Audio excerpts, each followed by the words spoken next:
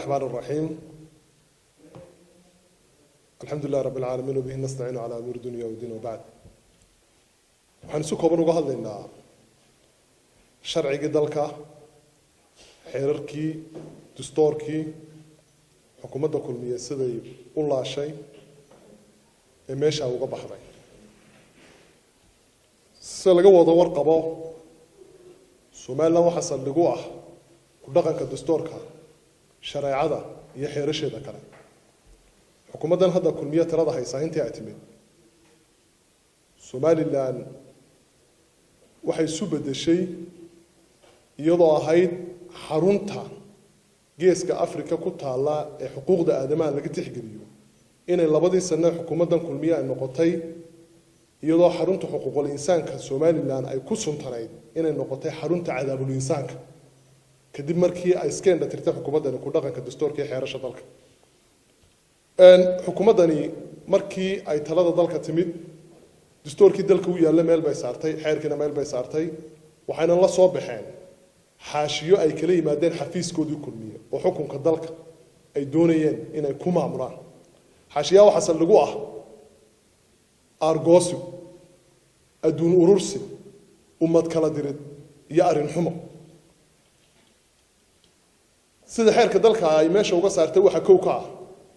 inay heshiiskii khaatumo ee kulmiyahan ka horreeyay uu la galay oo quruxda jamhuuriyadda Soomaaliland ah inay qoladani u qaadatay heshiis jifooyin wada galeen meesha ka saartay tixgelin gaarana laha oo isku haynta dalka iyo dadka kow ay ka ahayd fulinta heshiiskaas waxa laba ka ah xariga dadka xasaanada leh hadday xildhibaano tahay iyo hadday siyaasiyiinta waa la ogaa xarigii foosha xumaa ee lagula kacay xildhibaan dhakoor waa sharci jibin weyn maxkamadiiba waxba ku waayey goolihii maxay tahay uu ka tirsanaaba waxba ku waayey mudda la haystay qol argagixisaa la geliyey markii dambena sidii neef xoolaa ayaa la yidhi bannaanka u soo baxay waa sharci jibin waxa ka mid ah sharci jibinta kale dalka dhacday guddoomiyihii baarlamaanka Soomaaliland awoodda saddexaad ee dalka in loo diido inuu booqdo xildhibaanka xiran iyaduna waa gaf sharci oo kale la galay waxa gaf sharci ah hay'ado madax bannaan oo xeer ku aasaasan baarlamaan oo saxaafada in lagu xayiro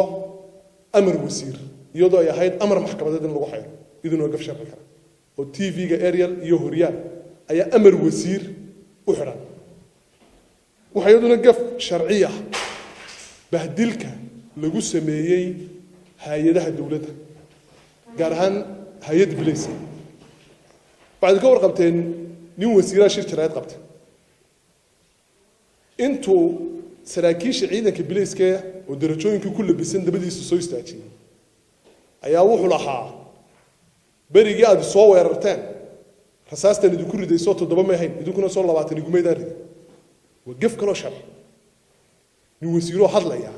oo ciidankii u marxaati qabsanaya inuu rasaas isdhaafsadaan ninka wasiirkii markuu xisbi u jawaabayo ama hawl kale xukuumadeed uu ka hadlayo goormay xalaal noqotay in hay'ad madax bannaan oo bilays oo dalka iyo dadka mucaarid iyo muxaafidba u dhaxa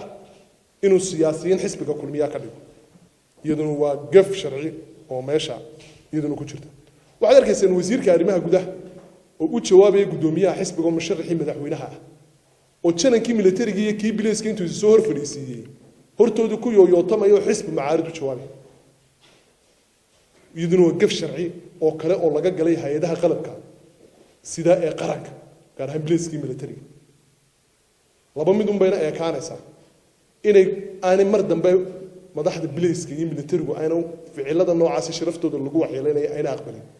iyo inay kula socdaanoo ay ummadda u sheegaan xubno xisbiyada ka tirsan inay yihiin gaar ahaan xisbiga kulmiye waxa gaf sharciya Maxamed Sadiq Dhame oo xisbiga wadani ka tirsan oo waaran maxkamadeed loo hayay oo la macmaluuqayo oo maxkamadda marka la keenayna aad moodo qof dilay 20 qof oo ciidanka bilayska iyo hubkooda dhan lagu ilaalinayo iyaduna waa gaf sharciyo wax la aqbali karayna maaha waxa kale oo gaf sharciya xildhibaan gar adag ah oo aadan xaaji la yiraahdo in uu xidhan yahay 2 bilood maxkamad militarina la saaray xasaanad buu leeyahay dad baa doortay haddii dambi lagu hayo ama uu maxay tahay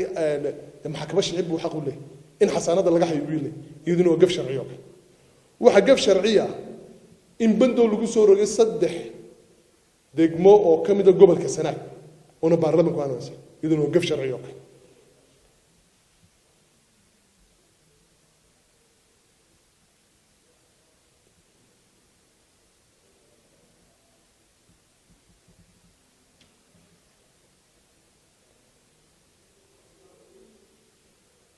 كتمشى شرعي دستورك كل ميان هذا جوجا وحد دليلو يحي إن دستورك ما الله سكدي وحد دليلو يحي اللي جوحد قد بحيرشي ومدني أيكوه شيس وحد دليلو يحي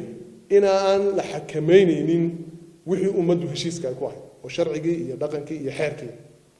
نظام كدلك دونيدنا وقت ومدة سومال لأنه وقت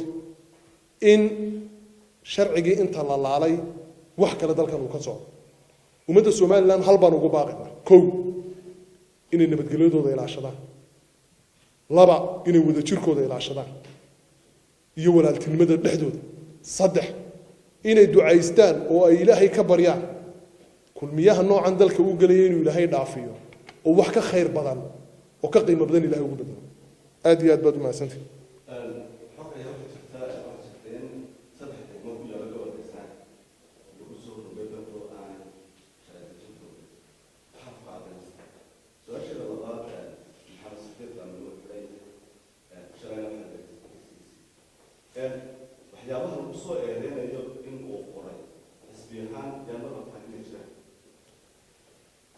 محمد صديق لما يروح قريب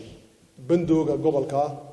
وعيد باك هذا شيء ومدة سومال لما باك هذا شيء أنا جاك هذا الله حرام بوها شرع بوها هنتو فيسبوك وكو قريب وين أمد داسي أين أقبلين بندوق داسي ما حكبرنا مركز لكين يوم يصير قف أرجع حسابي ولا بعطن قف دليل عم دد خرحيه وكلا الله ولا نقمة دد كسراكيش دقيسي جرمق الكيس يصير هذا دقيسنا أما دد كمواطنين تانا وحلوة براسي أنشح كبحث qodobka saddexaad ee waaran laguma soo qaban qodobka afraad annaga wax xisbi ahaan lama ogeysin xarigiisa qodobka shanaad haddii dambi lagu hayo deena muddo dhaaf ay noqoto xarigiisu oo 2 bilood ku jira maxkamad oo shalay maanta la keeno iyadana ma rufilay taas waa taa maxay tahay bahashi maxamed sadiq iyo imikana haddii xuriyadiisa loo soo celin waayo oo daliila ciida ka badan oo shalay tolo gar loo yaradiisu ay ku difaaceen ay maxkamaddu iska indatirto waxaan u arkaynaa maxkamaddu inay tahay silad uu ku adeegto xisbiga kulmiye haddii ay cadaaladda fashana inay maxkamad dhex noqonayso tan kale ee ku tacalluqda bandooga la soo rogay mid qeyr sharciya buu waana tii la laalay baarlamaankuna diiday xisbiyaduna ka hadleen waxaan laga talagelin oo laga fikirin baynahay waxa dalkan lagu xukumayana waa 4 qodob waa argoosi aduun urursi ummad kala dirid iyo arrin xumo horena waa nusha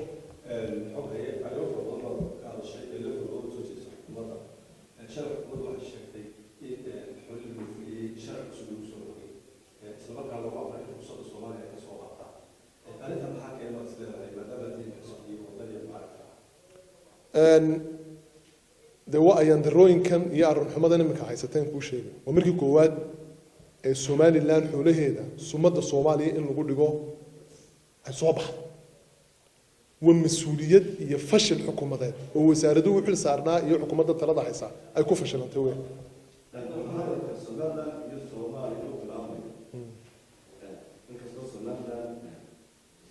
بري واحد كان دفاع دم سعيد ببري كان.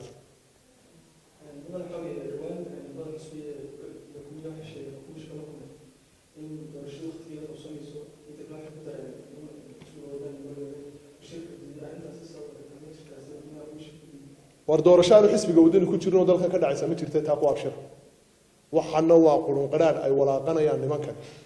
وأنا مسؤولية الدورشان أنا عدة سعران وأنك مرة بطلة ذلك عيا وفاشل بتاعي وشرعي تبين تدلك كذا عليه كم تحي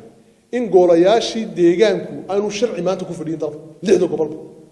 لما كلا درين بدو كردين لو مسبي nidaam bal ay ku fadhiyaan nimanka dalka haystana weydiiya bal iyagana weydiiya